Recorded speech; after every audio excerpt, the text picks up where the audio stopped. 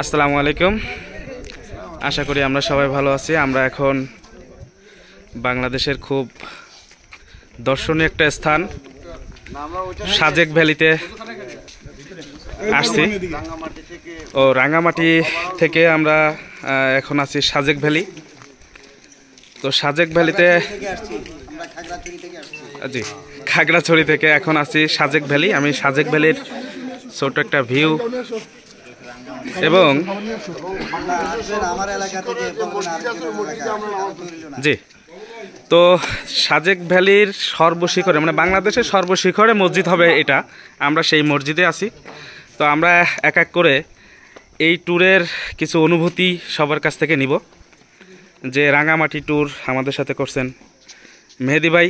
তো আমি মেহেদি ভাই থেকে শুরু করব যে এই রাঙামাটি খাগড়াছড়ি এবং এই সাজেক ভ্যালির ট্যুরটা আপনার কেমন লাগছে, প্লিজ মেহেদি ভাই।